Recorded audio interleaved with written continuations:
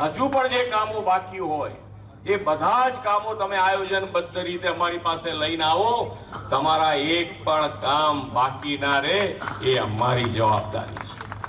નમસ્કાર, આપ નિહાળી રહ્યા છો અડીખમ ગુજરાત. આપની સાથે હું છું રાકેશ પંડ્યા.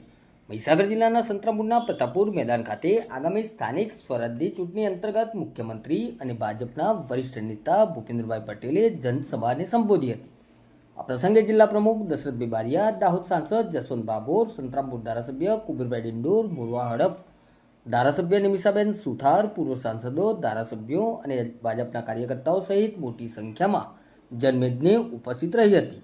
મુખ્યમંત્રી ભૂપેન્દ્ર પટેલે તેમના સંબોધનમાં જણાવ્યું હતું, દશરથભાઈ બારિયા, પ્રદેશ મંત્રી શ્રીમતી મુક્તાબેન જોશી, અમૂલ ડેરીના ચેરમેન શ્રી સાહેબેસિંહ પરમાર, જિલ્લા ભાજપના મહામંત્રી શ્રી ચિંતનભાઈ પટેલ, તેજસભાઈ શાહ, કમલેશભાઈ પાદરિયા, પૂર્વ સાંસદ શ્રી રતનસિંહ રાઠોડ, શ્રી ભૂપેન્દ્રસિંહજી સોલંકી, પૂર્વ ધારાસભ્ય શ્રી ડોક્ટર માનસિંહ ભમાત, શ્રી કાળુભાઈ માલવિયાટ, શ્રી હરિભાઈ પટેલ, શ્રી જિજ્ઞેશભાઈ સેવક, મહિલા આયોગના પૂર્વ ચેરપર્સન શ્રીમતી લીલાબેન અંકોલિયા, સ્થાનિક સ્વરાજ્યના પ્રભારી શ્રી મયુરભાઈ રાવલ, પૂર્વ જિલ્લા પંચાયતના પ્રમુખ શ્રીમતી રમીલાબેન ડામોર, શ્રી દિનેશભાઈ પટેલ, શ્રી મુકેશભાઈ શુકલ, પૂર્વ જિલ્લા પ્રમુખ શ્રી જેપી પટેલ, પ્રદેશ એસટી મોરચાના મંત્રી શ્રી સંજયભાઈ પારગી, આમંત્રિત સર્વે મહાનુભાવો, પ્રેસ મીડિયાના મિત્રો,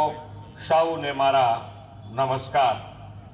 આજે ગોવિંદ ગુરુની પવિત્ર ભૂમિ પર હું જ્યારે આવ્યો છું ત્યારે માનગઢના વીરો અને ગોવિંદ ગુરુને સત સત વંદન કરું છું. છેલ્લા એક અઠવાડિયાથી સ્થાનિક સ્વરાજ્યની ચૂંટણી અને જુદા જુદા જિલ્લાઓમાં પ્રવાસ દરમિયાન દરેક જિલ્લામાં ભારતીય જનતા પાર્ટી અને ભારતીય જનતા પાર્ટીના દરેક ઉમેદવાર જીતે એ પ્રમાણેનો ઉત્સાહ દરેકમાં જોવા મળ્યો છે. અને એટલે જ આજે જનતા જનાર્દનનો વિશ્વાસ, જન સમર્થન જે પ્રમાણે મળ્યું અને એ જન સમર્થનના કારણે વિકાસના કામો પણ આ વિશ્વાસની સામે જનતા જનાર્દનના કર્યા છે. માનનીય વડાપ્રધાન શ્રી નરેન્દ્રભાઈએ આ વિકાસની રાજનીતિ શરૂ કરી એનો મોટો ફાયદો પણ આપણને બધાને થયો છે કે આજે જ્યારે પણ પહેલા ઇલેક્શનો આવે એટલે ઇલેક્શન પૂરું થાય ત્યાં સુધીમાં ક્યાં તો બે ભાઈ વચ્ચે બોલવાનું બંધ થઈ ગયું હોય, બે ગામ વચ્ચે બોલવાનું બંધ થઈ ગયું હોય, હામે આવી ગયા હોય બધા, ક્યાંય સુધી ને એ બધી વેર ભાવના ઊભી થયેલી ચાલ્યા કરે. પણ જ્યારથી માન્ય નરેન્દ્રભાઈએ આજે વિકાસની રાજનીતિ શરૂ કરી તો દરેક જણે કામ બતાવવું પડશે કે ભાઈ તમે શું કામ કર્યું, પ્રજાજનોની વચ્ચે રહીને તમે જે કામો કર્યા હોય અમને કહો અને એ પછી તમે વિશ્વાસ લઈને મત લઈ જાઓ. અને જે વિકાસના કામો અમે કર્યા એ તમારા સુધી પહોંચાડ્યા અને એનો વિશ્વાસ અમને મળતો રહ્યો છે, જન સમર્થન અમને મળતું રહ્યું છે. અને આ સ્થાનિક સ્વરાજ્યની ચૂંટણીમાં પણ તમારું જન સમર્થન ભારતીય જનતા પાર્ટીને અચૂક મળવાનું છે, એ આપના ઉત્સાહમાં દેખાય છે.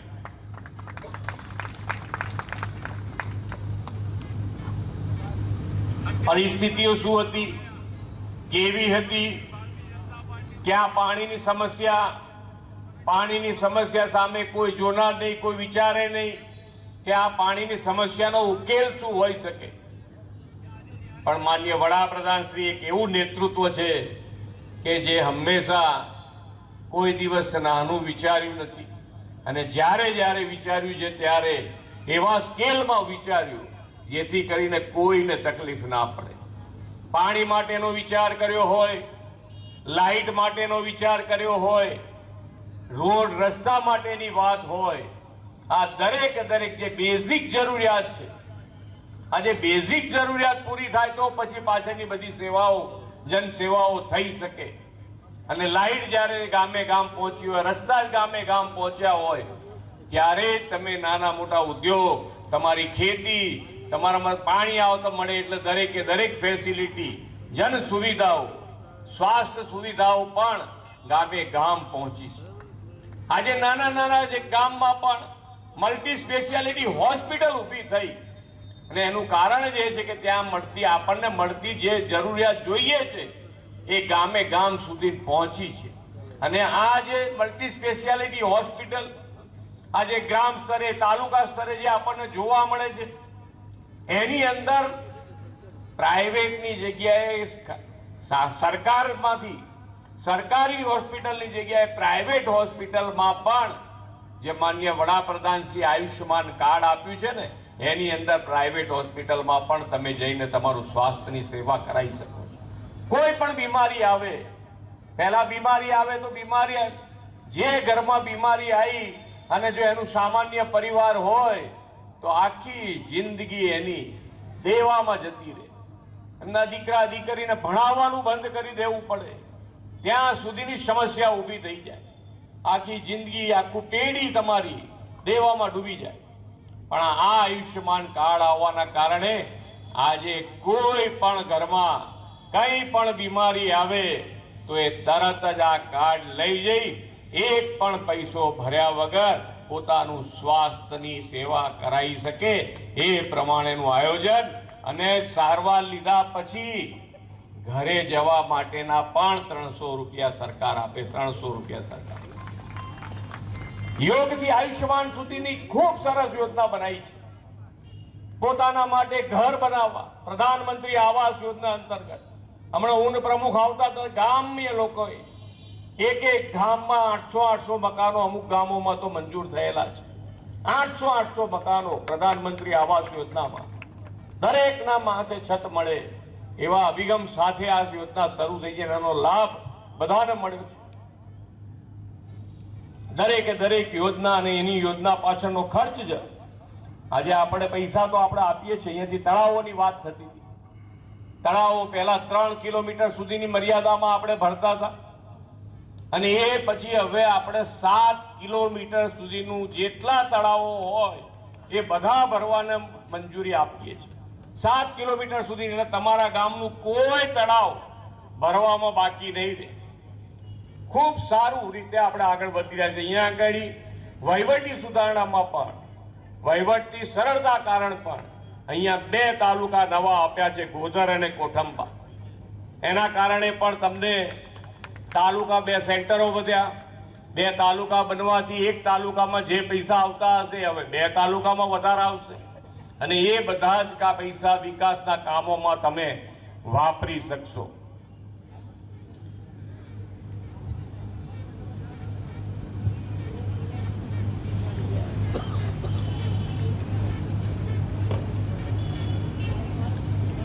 બે ત્રણ સુધારા સુશાસનના અંતર્ગત પણ કર્યા છે. એનો પણ ફાયદો તમને બધાને મળ્યો હશે.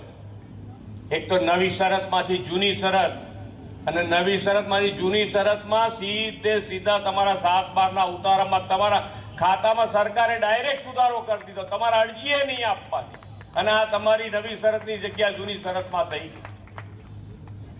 સાથે સાથે ભાઈઓના ભાગ વધે, તમારી પેઢી વધતી જાય એમ તમારે જમીનોના ભાગ પાડવાના આવે, અને એ ભાગ પાડ્યા પછી દસ્તાવેજનો ખર્ચો કોણ કરે, કેવી રીતે કરે, એવી પણ સામાન્ય પરિવારમાં મુશ્કેલી હોય એનું પણ સમાધાન સરકારે કર્યું છે. એમાં પણ 300 રૂપિયા ભરો અને તમારો આડી અને ઊભી લીટી 2 નો દસ્તાવેજ થઈ જાય, એવું સરળીકરણ કરી દીધું છે. વહીવટી સુધારણા હોય, તમને આ મળતી દરેક સુવિધા હોય, જેને કોઈ પૂછે નહીં એને માન્ય નરેન્દ્રભાઈએ પૂજ્યા છે. આદિવાસીઓની કોઈ પણ સમસ્યા અને સમસ્યાનું સમાધાન ના કર્યું હોય એવું ક્યારેય બન્યું નથી. ભગવાન બિરસા મુંડાની જન્મ જયંતિ નિમિત્તે આખા દેશમાં આ જન્મ જયંતિને જનજાતીય ગૌરવ દિવસ તરીકે ઉજવવાનું કોઈએ શરૂ કર્યું હોય તો માન્ય વડાપ્રધાન શ્રી નરેન્દ્રભાઈ મોદી. જે સન્માન મળવું જોઈએ મળવું જ જોઈએ, અને તો જ આજે આપણી સંસ્કૃતિ છે, આપણી વિરાસત છે, એ બંનેને ટકાઈ રાખીશું તો જ આપણે આગળ વધી શકીશું. કોઈ પણ પ્રલોભન આપે, કામ કરવું નથી, જેને ભાગે કામ કરવાનું આવવાનું નથી, એ તો તમને જે કહેવું એ કહી શકે એવું છે. સરકાર તળાવ પરની જળ કમલેશભાઈ સમસ્યાનો માદરિયા, કાયમી ઉકેલ પૂર્વ લાવવા સાંસદ હેતુ શ્રી મહીસાગર જિલ્લાના રતનસિંહ નવા બે તાલુકા કોઠંબા અને ગોધનની ભેટ મળતા વિકાસને રાઠોડ, નવી પાંખો શ્રી મળી છે. ભૂપેન્દ્રસિંહજી જમીન સોલંકી, વહીવટી સુધારણા પૂર્વ અને નવી શરતમાંથી જૂની શરતમાં ધારાસભ્ય જમીનો શ્રી રૂપાંતરિત કરીને ડોક્ટર ખેડૂતો અને માનસિંહ માલિકોને પમાર, શ્રી મોટી રાહત કાળુભાઈ આપવામાં આવી છે. સ્થાનિક સ્વરાજની આગામી ચૂંટણીઓમાં જનતાનો વિશ્વાસ ભાજપ સાથે છે. અમારા કાર્યકર્તાઓ તમારી વચ્ચે શ્રી હરિભાઈ પટેલ, શ્રી જિગ્નેશભાઈ સેવક, ગુજરાતના મહિલા સરપંચ સાથે જોડાઈએ. મુખ્યમંત્રી ભૂપેન્દ્ર પટેલે તમામ ઉમેદવારોને બહુમતીથી પૂર્વ ચેરપર્સન શ્રીમતી લીલાબેન હોલિયા, પાલિકાના ભાજપના તમામ ઉમેદવારોને જંગી બહુમતીથી જીતાડી વિકાસની સ્થાનિક સ્વરાજ્યના પ્રભારી શ્રી મયુરભાઈ રાવલ, રામદ્વારા ખાતે શ્રેષ્ઠીઓ સાથે સંવાદ સાધ્યો હતો. નમસ્કાર.